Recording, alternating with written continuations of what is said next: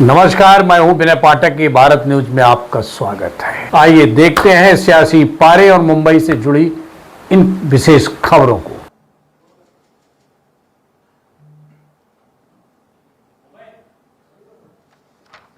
मुंबई महापालिकेतील गेली 25 वर्ष चाललेलं वांद्रा पूर्व उद्धव ठाकरे सेनेचा माफिया कॉन्ट्रॅक्टरचा राजचा अस्त होणार, समाप्त होणार।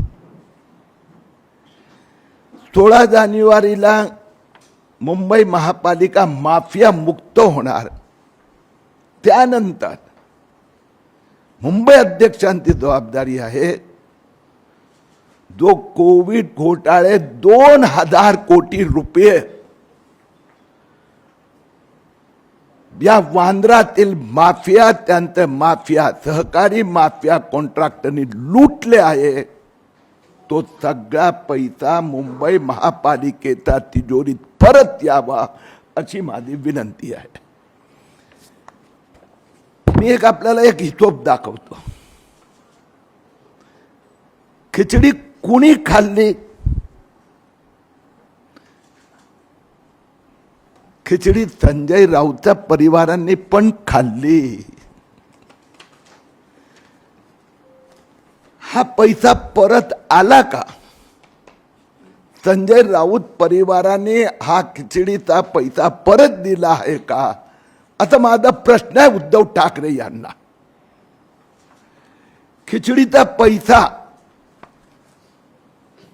संजय राऊत यांचा भावाच्या खात्यात पण गेले, त्यांचा जो पार्टनर आहे मित्र सुजित मुकुंद पाटकर याच्या खात्यात पण अर्धा कोटीहून जास्त पैसे गेलेत। मी चेक नंबर बँक अकाउंट दिलेला आहे। हा पैसा परत केला का? मुंबईचा महापौर एक कफन चोर, मुंबई महापौर महाचोर। महापालिकेचं कोविडचा सेंटरचा, महालक्ष्मी सेंटरचा साफसफाईचा कॉन्ट्रॅक्ट किशोरी पेडणेकर यांचा मुलाचा कंपनीला मिळाला। किस कॉर्पोरेट या कोविड केंद्रात एक पण पेशंट भरतीच झालं नव्हतं, पण यांच्या खात्यात लाखोनी कोट्यावधी रुपये आले। 665 रुपयेचं एक रेमडेसिवीर 1665 रुपये महापालिकेने दिले।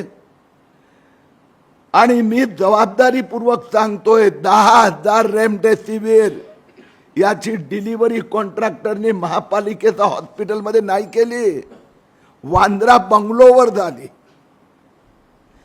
माणूस पेशंट मुंबईतला नागरिक एकेका रेमडेसिवीर साठी 2-2, 4-4 दिवस लाईनीत उभा राहायचा। 25,000 50,000 रुपये दिले आणि ते 665 चे 1665 दोन 10,000 रेमडेसिवीर वांद्रा। या पुस्तिकेत आम्ही खिचडी घोटाळ्याची पण कथा सांगितली आहे। ऑक्सिजन म्हणजे प्राण, रेमडेसिवीर मध्ये औषध म्हणजे प्राणसाठी प्राणवायू। या प्राणवायूचा कॉन्ट्रॅक्ट मध्ये आदित्य ठाकरे यांचे मित्र रोमिन छेडा 132 कोटी रुपयाचा घोटाळा। पैसे घेतले ऑक्सिजन प्लांट लावायचे आणि प्लांट लागलेच नाही, कोविड संपल्यानंतर सुरू झाले। आदित्य ठाकरेचे आणखीन एक मित्र राहुल गोम्स जो इव्हेंट मॅनेजमेंट करायचा, त्याला कोविड सेंटर बांधण्याचा कॉन्ट्रॅक्ट। संजय राऊतचे पार्टनर सुजित पाटकर, संजय राऊतची पत्नी आणि सुजित पाटकर यांच्या पत्नीच्या नावाने अलिबाग मध्ये आज पण संयुक्तरित्या घेतलेल्या जमिनी आहे। तर दहिसरचं कोविड सेंटरचा कॉन्ट्रॅक्ट 32.5 कोटी रुपये आणि त्यातना पाठच्या दारातून पैसा कुठे कुठे गेला. खिचडी घोटाळ्यात आदित्य ठाकरेचे राईट हँड सूरज चव्हाण 1,35,00,000 आणि कशासाठी माहित आहे?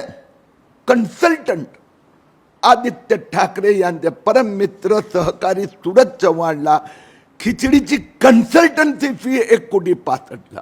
खिचडी कशी बनवायची, डाळ किती टाकायची, किती वेळ शिजवायची, ही सगळी खिचडी शिजली कुठे? खिचडी घोटाळ्याचा कॉन्ट्रॅक्टची खिचडी मातोश्रीमध्ये. सूरज चव्हाण 13 महिने जेलमध्ये राहिला. सुजित पाटकर 24 महिने जेलमध्ये राहिले आणि किशोरी पेडणेकरवर आधुनिक कोर्टात केस चालू आहे. मुंबई महानगरपालिका माफियांची कोविडची कमाई अशा शीर्षकाच्या पुस्तकाचं विमोचन या ठिकाणी आपण केलेलं आहे आणि विस्तृतपणे माहिती ही किरीटभाईंनी या ठिकाणी कोविडच्या भ्रष्टाचाराची दिलेली आहे. ते म्हणाले की मला अटक करण्यात आली होती. उद्धव ठाकरेंनी किरीट सोमय्यांना अटक केली. मी त्याच्या पुढे जाऊन सांगतो की उद्धव ठाकरेंनी किरीट सोमय्यांना अटकही केली आणि अटॅकही केला.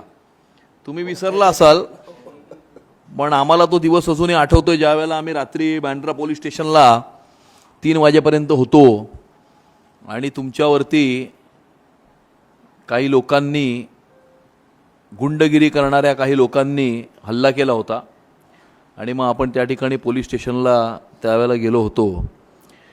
मला असं वाटतं की ज्या वेळेला मुंबईकर जनता ही 2-2 हजार रुपयाच्या रेमडेसिवीरसाठी वण फिरत होती त्यावेळेला उद्धव ठाकरे आणि त्यांचा कंपू हा मुंबईच्या महानगरपालिकेमध्ये बसून कोविडमध्ये भ्रष्टाचार करत होते. यांनी ऑक्सिमीटर नाही सोडला, यांनी थर्मोमीटर नाही सोडला, यांनी PPE किट नाही सोडले, यांनी बॉडी बॅग्सही सोडल्या नाहीत आणि मुंबई शहरातल्या कोविड केअर सेंटरची कहाणी तर अजबच आहे. महालक्ष्मीला एक अशा प्रकारचं एक कोविड केअर सेंटर होतं जे ज्या वेळेला सुरू झालं त्याच्या 1 दिवस आधी आदित्य ठाकरे त्या ठिकाणी भेट द्यायला आले होते, ज्यावेळेला एकही पेशंट तिकडे नव्हता आणि त्यामुळे तिथे कुणीही नसताना त्या ठिकाणी त्यांनी भेट दिली. फोटो ट्विटरवरती पोस्ट केला असं दाखवायला की बाबा मी फार कोविडमध्ये फिरतोय. आणि ते कोविड केअर सेंटर एकही पेशंट ॲडमिट न करता 4 ते 5 महिन्यानंतर बंद करण्यात आलं. महालक्ष्मीचं कोविड केअर सेंटर. आमच्या नेस्कोला तर तिकडे एका कोविड केअर सेंटरच्या उभारणीचं काम एका बिल्डरला दिलं होतं, रोमेल डेव्हलपर्सला. आणि किरीटभाईंनी सांगितल्याप्रमाणे एका इव्हेंट मॅनेजमेंट कंपनीला दुसऱ्या कोविड केअर सेंटरचं काम या ठिकाणी दिलं होतं. आणि त्यामुळे कोविड केअर सेंटर कोविडच्या काळामध्ये उभारणं म्हणजे एक धंदा झाला होता, धंदा. ज्यांनी मुंबई शहराच्या महानगरपालिकेमध्ये बसून 25 वर्ष धंदा केला आणि मानवतेवरती गेल्या 102 वर्षामध्ये आलेलं सर्वात मोठं संकट कुठलं तर ते कोविडचं संकट होतं. त्या कोविडच्या संकटामध्ये सुद्धा त्यांना धंदा करावासा वाटला. ज्या वेळेला महाराष्ट्राचे मुख्यमंत्री आपल्या घराच्या बाहेर पडत नव्हते, फेसबुक ऑनलाईन होते, त्या कोविडच्या काळामध्ये खरं तर या महाराष्ट्राच्या कानाकोपऱ्यापर्यंत प्रत्येक तहसीलपर्यंत पोहोचून या महाराष्ट्राच्या जनतेचे अश्रू कोणी पुसले तर त्यावेळेचे विरोधी पक्षनेते आणि आत्ताचे मुख्यमंत्री सन्माननीय देवेंद्र फडणवीस साहेबांनी त्यांनी महाराष्ट्राचा पूर्ण दौरा केला, संपूर्ण तहसीलपर्यंत पोचले. आणि ज्यांनी हे करायला पाहिजे होतं मुख्यमंत्री म्हणून, लीडर म्हणून, महाराष्ट्राचे त्यावेळेचे प्रमुख म्हणून, ते घरामध्ये बसले होते, फेसबुक ऑनलाईन होते. आणि ते ज्या वेळेला फेसबुक ऑनलाईन होते तेव्हा भारतीय जनता पार्टी आणि भारतीय जनता पार्टीचे नेते आणि कार्यकर्ते हे दोन्ही ऑन फील्ड होते. मला आठवतंय की कोविडच्या काळामध्ये एकही दिवस नसेल की किरीट सोमय्या सकाळी 9 वाजता घराच्या बाहेर नाही पडले, एकही दिवस नसेल. आणि प्रत्येक भारतीय जनता पार्टीचा कार्यकर्ता जमिनीवरती त्यावेळेला उतरून काम करत होता. जे स्वतःला वाक समजत होते ते बिळामध्ये जाऊन लपले होते. आणि कोविडच्या काळामध्ये खऱ्या अर्थानं कोणी या मुंबईकर जनतेची सेवा केली तर ती भारतीय जनता पार्टीच्या कार्यकर्त्यांनी केली. आणि मुंबई भारतीय जनता पार्टीचे 55 कार्यकर्ते काम करता करता त्यावेळेला कोविड लागून आमच्यातनं निघून गेले. आणि अशा प्रकारे या कोविडच्या काळामध्ये ज्यावेळेला संपूर्ण जग हे याच्यातनं कसं बाहेर पडायचं, याच्यावर तोडगा कसा काढायचा, याच्यावर जेव्हा झगडत होतं त्यावेळेला हे भ्रष्टाचार करत होते. आणि ज्यांनी मुंबईचा कोपरात कोपरा विकून खाल्ला, मुंबई लुटली, मुंबईकरांच्या खिशावर डल्ला मारला, त्यांनी कोविडच्या काळामध्येही भ्रष्टाचार केला. आणि अशा प्रकारे मला असं वाटतं की किरीटभाई म्हणाले की याचा हिशोब हा घेतला पाहिजे. आणि जे रोज सकाळी 10 वाजता ज्यांचा भोंगा सुरू होतो, महाराष्ट्राच्या राजकारणाचे विदूषक जे सगळ्यांना तत्वज्ञान शिकवतात, त्यांनी स्वतः आणि त्यांच्या कुटुंबियांनी काय कोविडमध्ये दिवे लावले हे या पुस्तकामध्येच त्याचं खूप चांगल्या रीतीने विवरण हे करण्यात आलेलं आहे. आणि मला असं वाटतं की कुणीही हिशोब मागण्यापेक्षा यांचा हिशोब चुकता करण्याचं काम, याचं टाइम टेबल आता अर्ध्या तासापूर्वीच डिक्लेअर झालेलं आहे. आणि त्यामुळे मुंबईकर जनता येणाऱ्या 15 जानेवारीला यांचा हिशेब चुकता केल्याशिवाय राहणार नाही. आणि जनतेच्या कोर्टातली सुनावणी ही सर्वात मोठी सुनावणी असते. आणि जनतेने दिलेला निर्णय हा सर्वात मोठा लोकशाहीमध्ये निर्णय असतो. आणि त्यामुळे उद्धव ठाकरे तयार रहा, जनता आ रही है और जनता का कोर्ट अपना निर्णय 15 जनवरी को सुनाने वाला है. बहरहाल खबरों का सफरनामा करते हैं समाप्त. विनय पाठक को दीजिए इजाजत. हम फिर मिलते हैं नई खबर नए सफर के साथ.